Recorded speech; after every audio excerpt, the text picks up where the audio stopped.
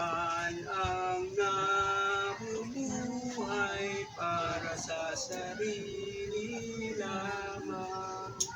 Walang sino man ang namamatay para sa sarili lamang. Tayong lahat ay may pananagutan sa isa't isa. Tayong lahat ay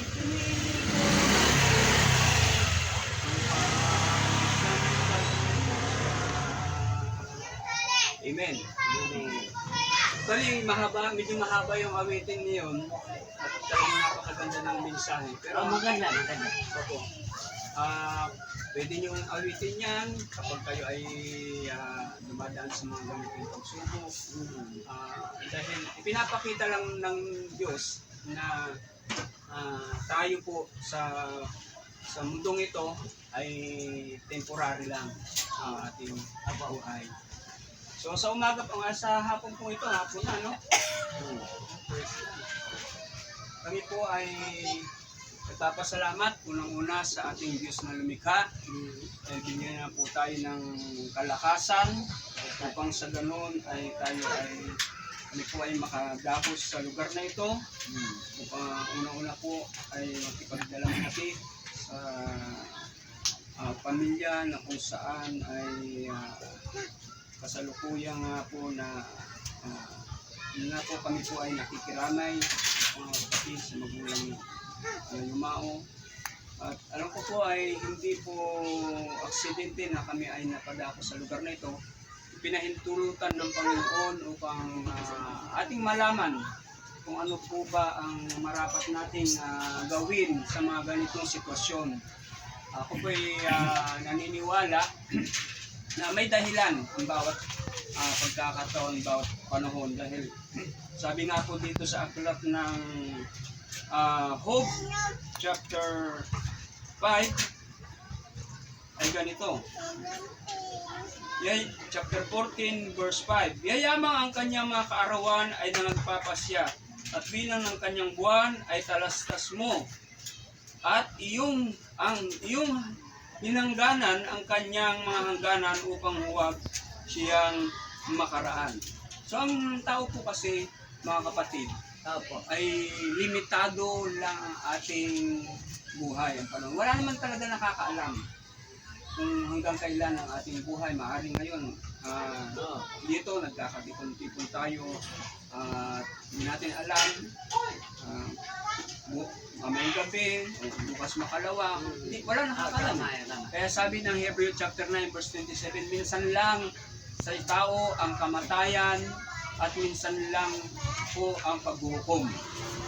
Sa Hebrew chapter 9, 27. Pero hayaan niyo po, nasa hapong ito, no,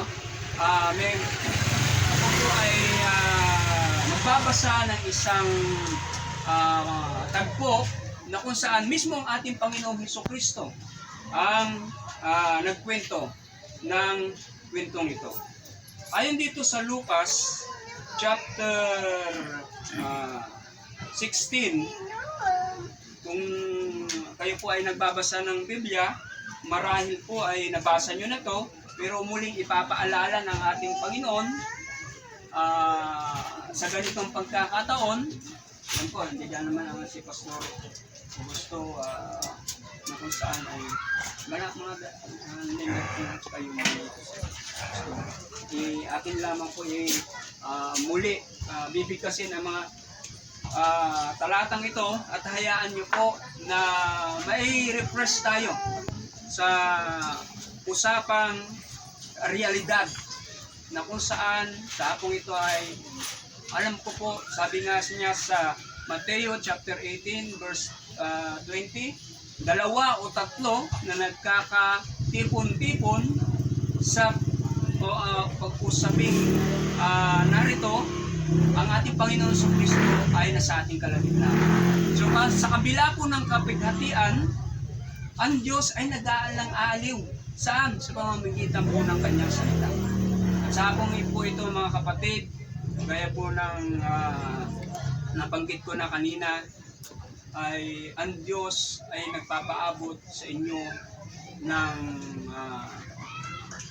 kapayapaan at maging matatag lamang po tayo sa ganito mga sitwasyon. Dahil ang ating Panginoong Hesukristo mismo, nung kanyang kapanahunan, namatay ang kanyang kaibigan na si Lazaro. Sabi pa nga doon, yung pinakamaikling sitas o bersikulo ng Biblia ay yung salitang si Jesus ay tumangis. So, yung ating Panginoon, bilang isang tao sa kanyang kapanahunan, ay tumangis rin. At normal yan sa mga tulad po natin, na kung saan dumadaan sa mga matitinding kapighatian. Pero after noon, mga kapatid, dahil ang buhay nga ito na ipinangako ng Diyos ay temporaryo lamang, meron namang eternal na pangako ng Diyos sa buhay ng bawat isa. So hayaan niyo pong basahin ko po ang mga talatang ito sa hapong ito at ako po'y naniniwala na patuloy mangungusap ang Diyos sa bawat isa po sa atin. Amen po ba? Amen po. Okay, dito po sa aklat ng Lucas chapter 16 verse 19 ay may ganitong pangungusap ng ating Panginoong Hesukristo. Mayroon ngang isang taong mayaman at nagdaramit ng kulay ube at masilang lino. Ano yung pangalan kapatid niyo? Pastor Lino. Masilang yung lino. Yan, no? At sabi po dito, at sa araw-araw ay kumakain ng sagana at isang pulubi na ang pangalay Lazaro, lipos ng mga sugat at nilalagay sa kanyang pintuan. At naghangad na mapakain ng mga mumo at nangahuhulog mula sa dulang ng mayaman. Oo, at lumapit pati ang mga aso at hinimuran ang kanyang mga sugat. At nangyari nang namatay ang pulubi at siya'y dinala ng mga anghel sa sinapupunan ni Abraham. At namatay naman ang mayaman at inilibing. Sa talatang 23, at sa impyerno o sa Hades na nasa mga pagdurusa ay itiningin niya ang kanyang mga mata at natanaw niya sa malayo si Abraham at si Lazaro ay nasa kanyang sinapupunan. At siya'y sumigaw at sinabi ng yung mayaman nandoon sa pagdurusa, sa paghihirap, Amang Abraham, maawa ka sa akin at suguin mo si Lazaro upang itubog niya sa tubig ang dulo ng kanyang daliri at palamigin ang aking dila, sapagkat naghihirap ako sa alab na ito. So sa madalit silata, yung mayaman ay napunta doon sa lugar ng pagdurusa, no? Datapwat, sinabi ni Abraham, Anak, alalahanin mo na ikaw ay tumanggap ng iyong mabubuting bagay sa iyong pamumuhay, at si Lazaro sa gayon ding paraan ay masasamang bagay. Datapwat ngayon ay inaaliw siya rin at ikaw ay nasa kahirapan. At bukod sa lahat ng ito, ay may isang malaking banging nakalagay sa pagitan namin at ninyo upang ang mag-ibig tumawid buhat din hanggang sa inyo ay hindi maaari at gayon din walang makakatawid mula dyan hanggang sa amin. At sinabi niya, ipinamamanhik ko sa iyo, Ama, nasuguin mo siya sa bahay ng aking ama. 28, sapagkat ako'y may 5 kapatid na lalaki, upang sa kanila ay pinatutuhanan niya, baka pati sila ay mga parito sa dakong ito ng pagdurusa. Sapagkat sinabi ni Abraham na sa kanila si Moises at ang propeta, bayaan sila ay pakinggan nila. At sinabi niya, hindi amang Abraham, datapwat kung ang isang mula sa mga patay ay magkaroon sa kanila at sila ay magsisisi. At sinabi niya sa kanya, kung di nila pakikinggan si Moises at ang mga propeta ay di rin maghihikayat sila kahit ang isa ay magbangon sa mga patay. Tayo po ay manalangin, idagdag ng Diyos ang pagpapala sa kanyang salita. Amang banal, makapangyarihan sa lahat, maraming pong salamat sa pagkabigkas ng iyong mga salita. Hayaan mo, O Diyos, na sa habong ito, ang iyong banal na Espiritu Santo, ang siyang mangusap, kumatagpo sa aming mga espiritual na kalagayan, Panginoon. At sa pagkakataong ito, Panginoon, na kami ay nagdalamhati, Panginoon, sa isang kapatid, Panginoon, hayaan mo, O Diyos, na aliwin niyo po ang bawat isa, Panginoon, sa magitan ng iyong salita. Ito po ang aming dalangin, Ama, sa pangalan ni Jesus. Amen. So, tanungin ko po kayo sa mga kapatid, ano ang naobserbahan nyo doon sa kwentong ating napag-usapan o ating binasa? May naobserbahan po ba kayo sa sitwasyon yon? Kasi kapatid, mayroon kayong alam ko naman pinakinggan nyo yun, no? Hindi na yung face ko ang tinitingnan nyo, no? Kailangan natin ma-catch up yung kwento. Yung ano po, mayaman saka yung mahirap. Parehas po silang namatay. Oo. Tapos yung mayaman napunta sa may impyerno. Yung mahirap kay sa Jesus. Tapos nandun sa yung mayaman sa impyerno. Dahil yung buhay pa siya. Ano siya, makamatay. Pangawala ka na sa dama. Very good, Brad. Hindi ka nalalayo sa kaharian ng Panginoon. So mapapansin natin, mga kapatid, ang buhay na ito, hindi usapin kung mayaman ka o mahirap. Di po ba? Dahil sa buhay nito, malaki ang tsansa ng mga taong kumikilala sa Diyos kahit na naghihirap. Kaysa sa taong mayaman nga, pero hindi naman kumikilala sa Diyos. Napansin nyo? Tama po tayo? Oh. Kaya kung tayo man mga abang lingkod sa hapong ito, ano man ang kalagayan mo, ikaw man ay may sakit at karamdaman, at iniisip mo na ikaw ay para bagang pinabayaan ng Diyos, nagkakamali ka, kapatid. Dahil sa binasa natin na kwento ng Panginoong Jesucristo mismo, mas malapit pala ang kaharian ng Diyos sa mga taong tumatawag sa Kanya. So ang tanong, kailan kaya huling ikaw ay nanalangin at tumawag kay Kristo? Kailan kaya huling ikaw ay umaten sa simbahan? Kailan kaya huling ikaw ay nanalangin kahit sa iyong pagkain man lang? So tanong ko lang po yon. At yung tanong na yon ay magliliwan po ng kasagutan between you and our Creator, mga kapatid. Sapagkat, gaya nga ng sinasabi ng Hebrew chapter 9, verse 27, minsan lang ang tao ay dumanas ng kamatayan at ang kabila nito ay ang paghatol. So nakikita po natin ang ating kapatid. Anong pangalan ni sister? Ariel Iscara. Tama ba yung ano ko? Ang ganda ng pangalan ni sister. Alam niyo ba yung pangalan niya? Kanina ko pa nakita. Yung salitang EL, pangalan ng Diyos yun. So, nakakabit sa kanya. Sa kanyang murang edad.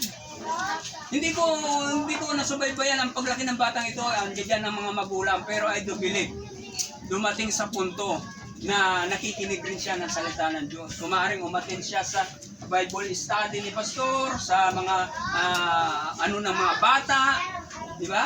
So doon pa lang, nagpundo na ang Diyos ng salita niya sa puso niya. At kung ano ang kanyang tinanggap na salita, ay doon siya hatulan. Sapagkat lahat tayo ay hatulan ng Diyos. Hatulan tayo hindi kung ano ang reliyon mo. Kung ikaw man ay Katoliko, kung ikaw man ay Protestante, o ano man ang reliyon mo, ikaw man ay Muslim o Buddhist, hindi hatulan ng Diyos kung anong reliyon meron ka. Ang hatulan ng Diyos sa bawat isa ko ay anong relasyon meron tayo sa dakilang lumikha. Amen po ba? Amen. So, walang ibang nagbuhos ng kanyang sariling dugo upang tubusin tayo, hindi kung sino mang mga politiko o sino mang Poncio Pilato o sino mang mga taong nakinikilala o sikat, kundi ang Panginoong Jesucristo lamang.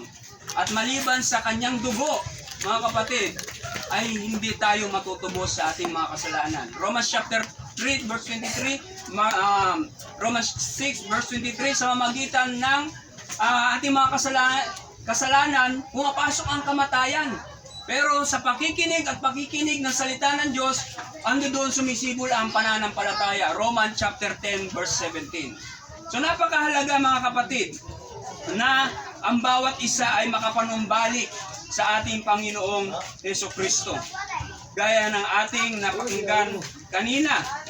Dahil sa maging sa aklat ng mga ngaral, mga kapatid, sinabi dito sa aklat ng mga ngaral chapter 3, panapanahon.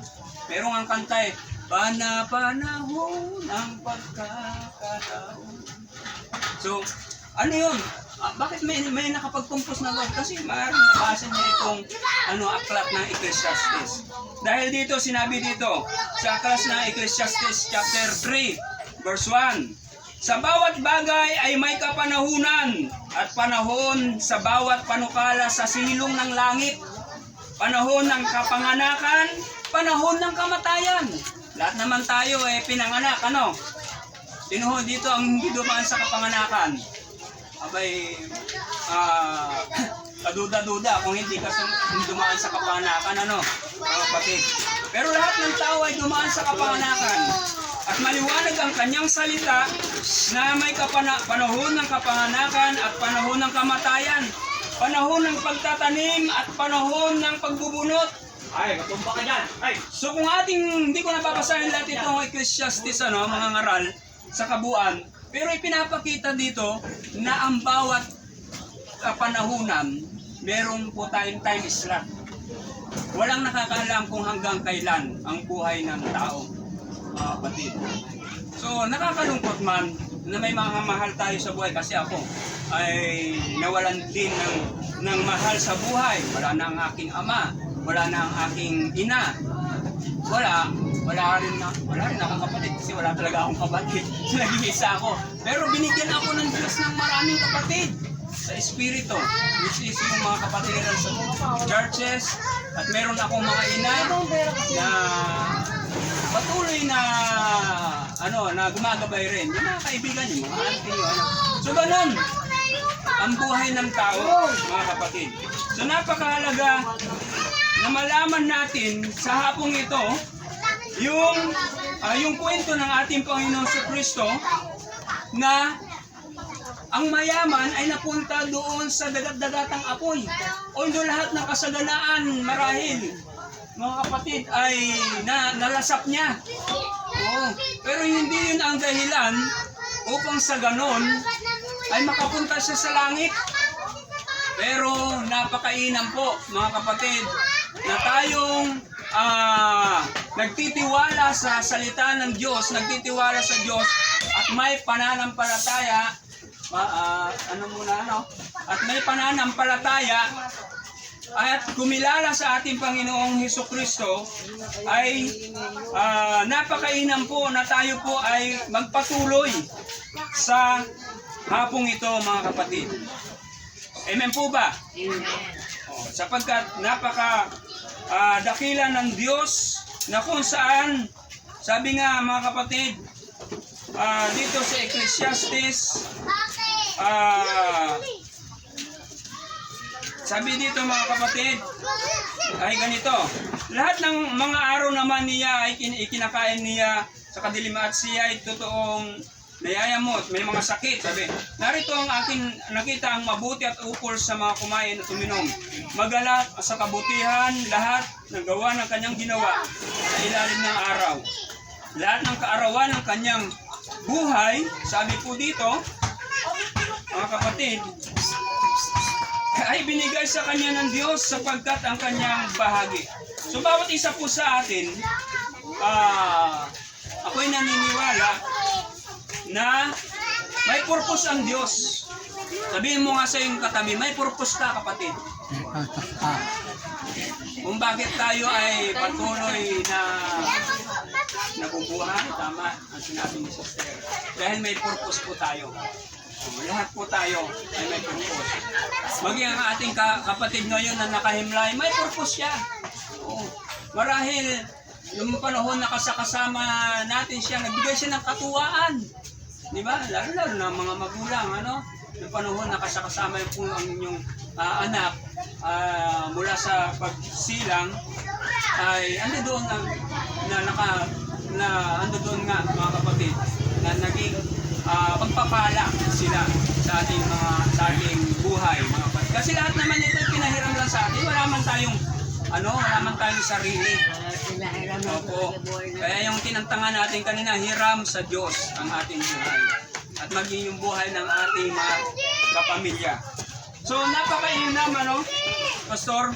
So dito po kami nila Pastor upang magbigay nga po sa inyo ng encouragement at challenge na kung tayo man po ay pansamantalang nawalay sa Panginoon, hayaan niyo po na manumbalik tayong muli sa kanyang dakilang presensya. Kasi nais ng Diyos na tayo ay makapanumbalik sa Kanya bago pa tayo malagutan ng ating mga hininga. Dahil ang karawan, alam natin, nakikita naman natin yung mga kapanuhonan, may mga lugar na nililindol, may lugar na binaba. Sa amin nga lang sa Kabikulan, nasaan si Manong yung taga Bicol, yung father mo ba yun? Pastor. Okay. Okay lang, sister. Sa Masbate, o di ba? Inano ng bagyo ang Masbate? O ang Catanduanes, lalo na ang Kabikulan dahil nga dinadaanan niyan madalas ng bagyo. Walang nakakaalam eh.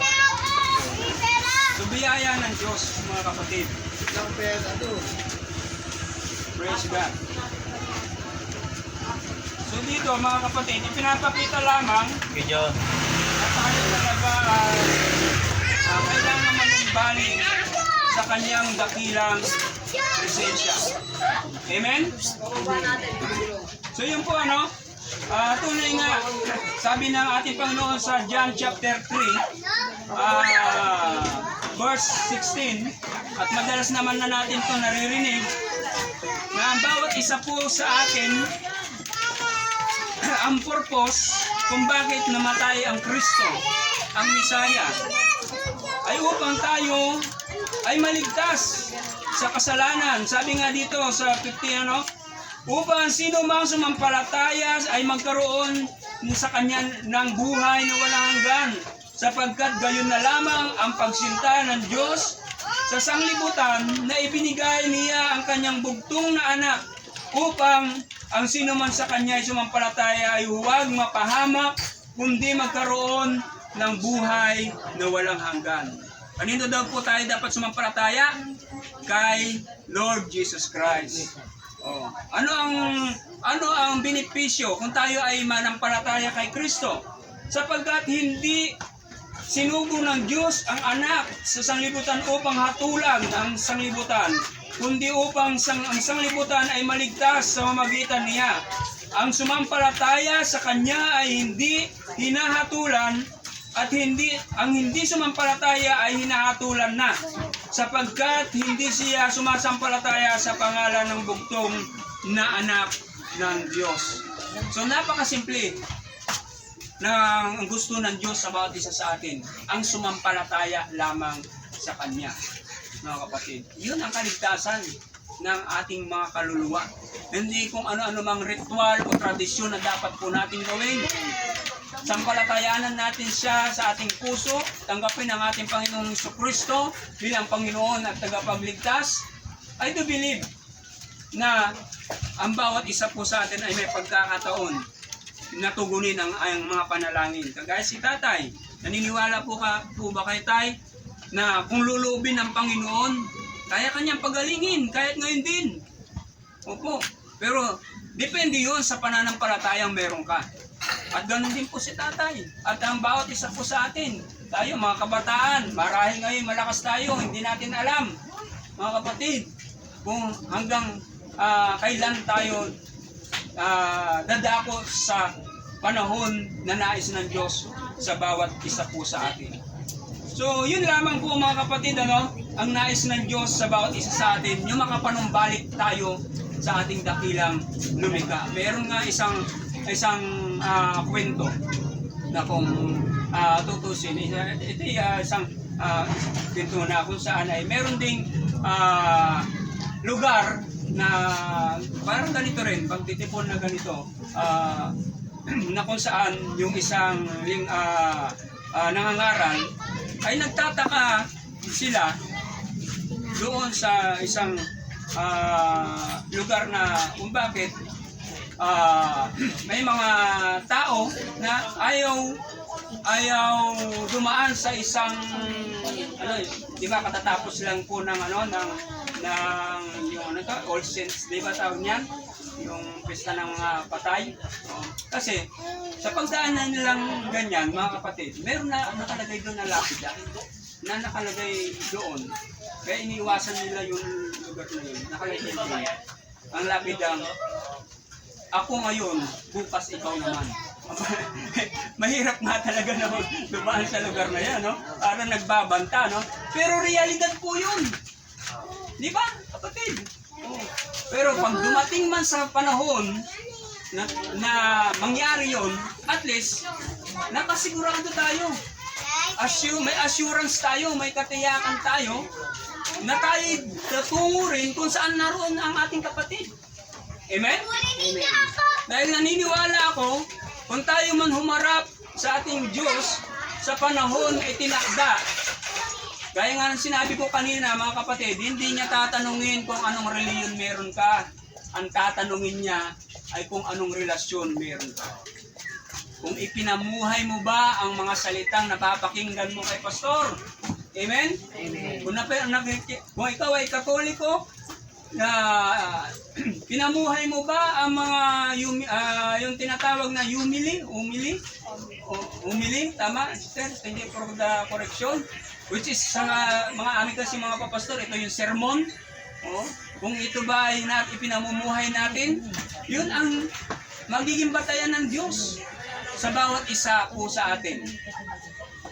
Kaya gaya ng kwento natin binasa kanina, no? Eh kung tutusin, maaari yung mayaman na yon, mayaman nga siya. Mayaman ka nga, pero galing naman sa korupsyon. Di ba? Paldo-paldo, milyon-milyon. Sa tingin nyo kaya, yung mga ganong sitwasyon, mapupunta ba sila sa kaharian ng Diyos? Hindi. Mas gusto-gustuhin pa makapiling ng Diyos ang mga katulad po natin na naghirap, pero malapit tayo sa Diyos. Na may relasyon tayo sa Diyos. Na nananalangin tayo bago tayo kumain, nananalangin tayo bago tayo matulog, nananalangin po tayo kahit anong sitwasyon ng ating buhay. Kagaya ni Job. Sino nakakakilala sa inyo kay Job? Alam niyo ba yung kwento ni Job? Na kung saan dumanas ng napakatinding pagsubok sa buhay? Oo. Naku, Brad, siguro pag tayo yung kalagayan ni Job, mahirap yung ganun sitwasyon, no? Nabasa ko na rin. Kaya pala, natutuwa ako sa iyo kapatid, sa kabila ng pagdadalamhati ay nakangiti ka para sa Panginoon.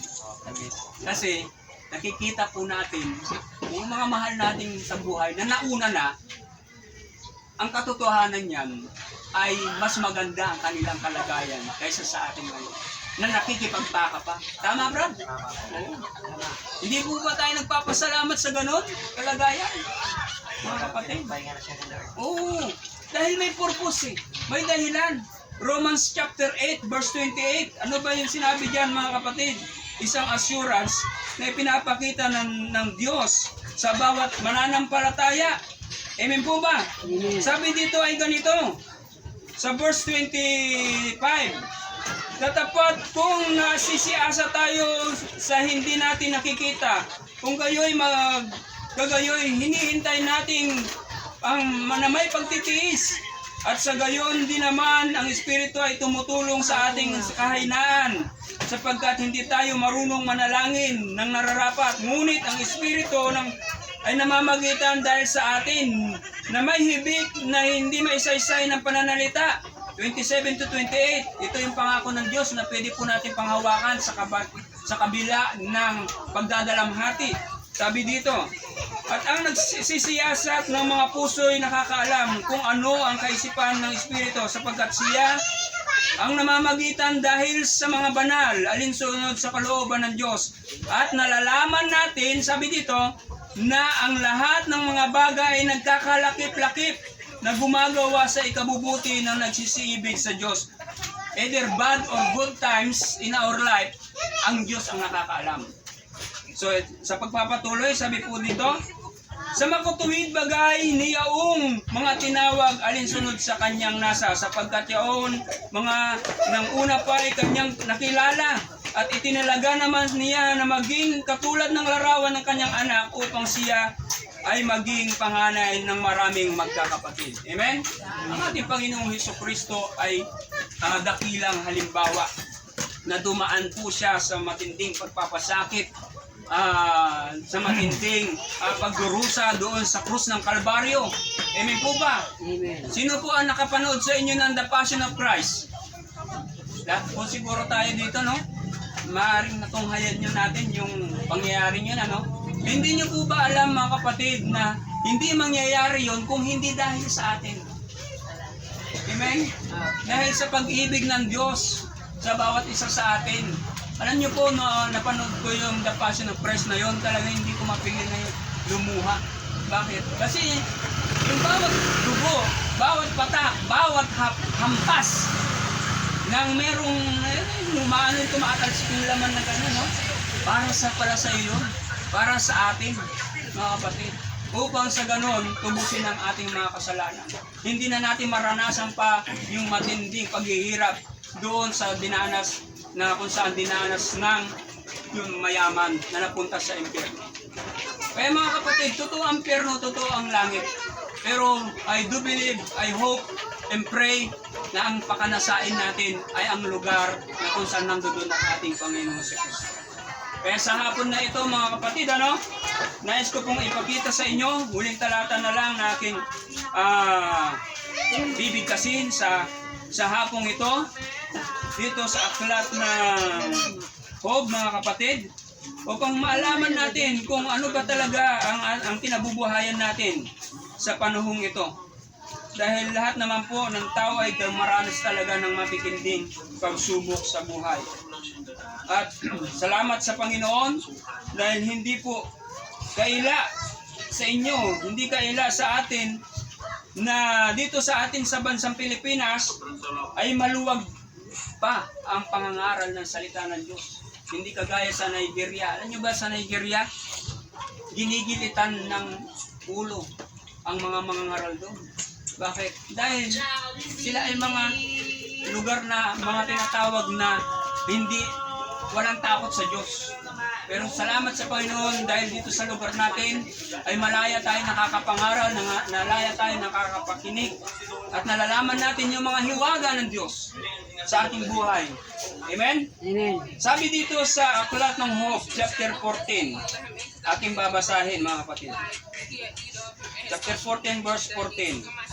Kung ang isang tao ay namatay, mabubuhay pa ba siya? O mismo ang Biblia ay may katanungan na kung ang isang tao ay mamatay, mabubuhay pa ba siya? Sabi, lahat ng araw ng aking pakikipagbaka ay maghihintay ako hanggang sa dumating ang pagbabago.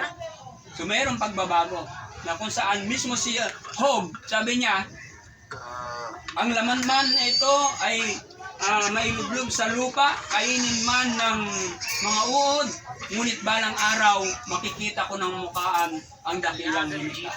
Amen? Alam niyo po ba itong ating laman na ito ay pansamantala lamang. Opo. At ang laman nito, ang minanasa nito ay ang mga bagay na sa sanlibutan. Pero ang totoong buhay, kapatid, hindi yung laman na yan, kundi ang totoong buhay, yung nasa loob ng laman. Yun po yung kausap ko ngayon, kayo mga kapatid. Kayo na mga taong buhay na merong kaluluwa at espiritu. Amen? So I hope, I do believe na nakukuha niyo yung ibig ko sabihin, mga kapatid. Sapagkat yun ay napaka-importante sa bawat isa po sa atin.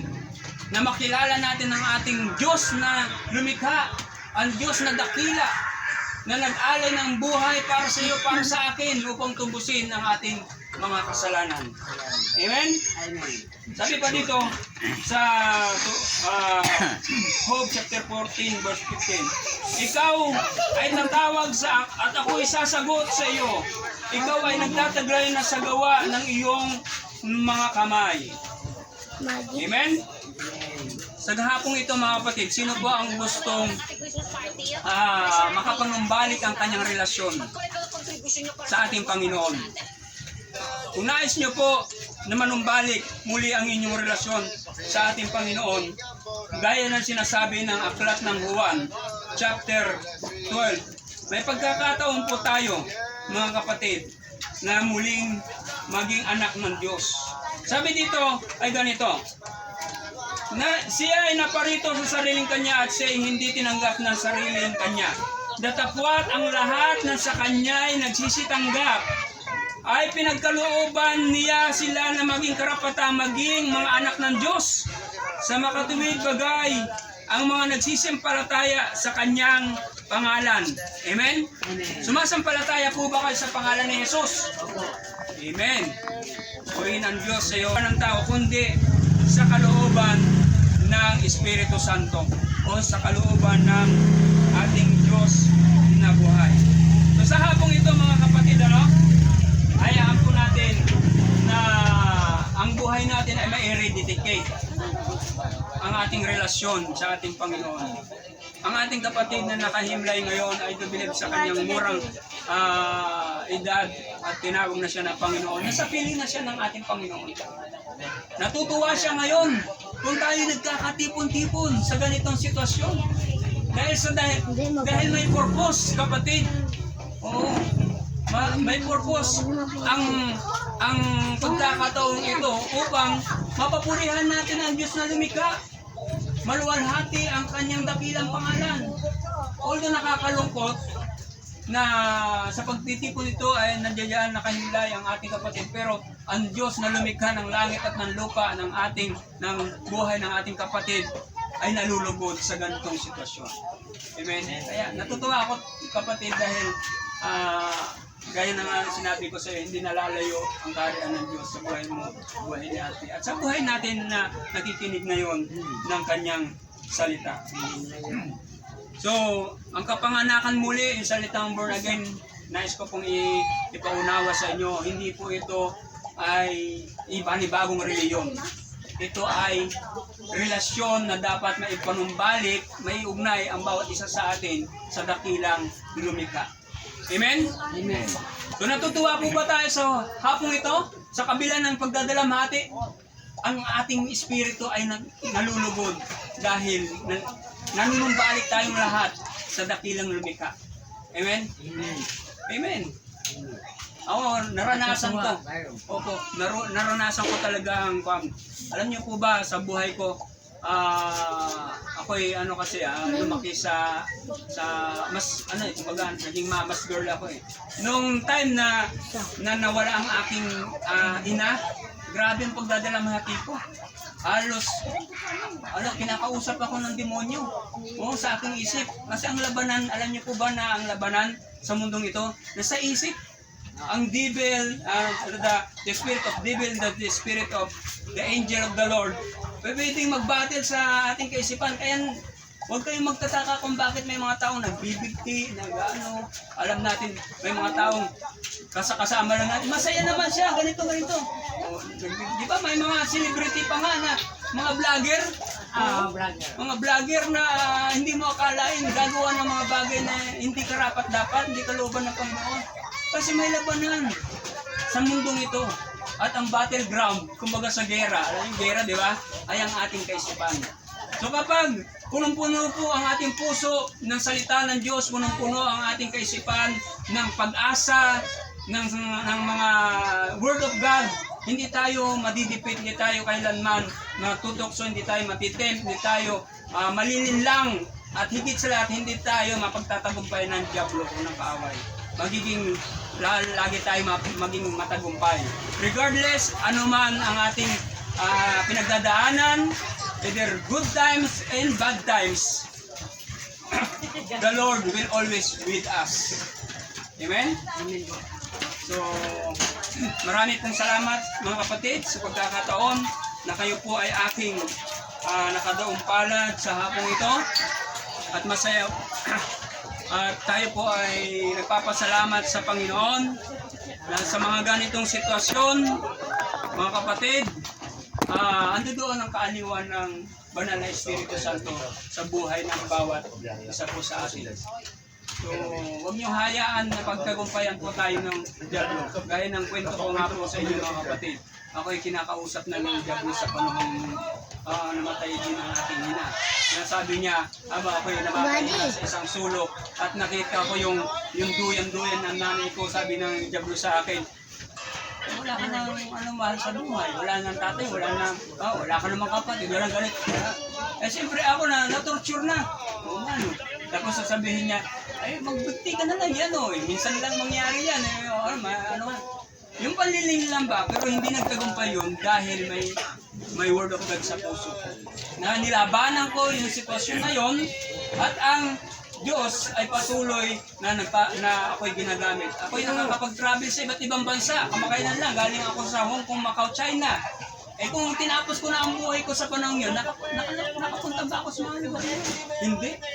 Pero biyaya ng Diyos, ako nakapangaral doon sa lugar na kung saan bago nangyari yung mga building na doon.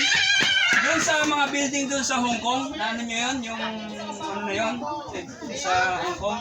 Bago nangyari yon mga kapatid, sa maniwala kayo sa hindi, nakita ko na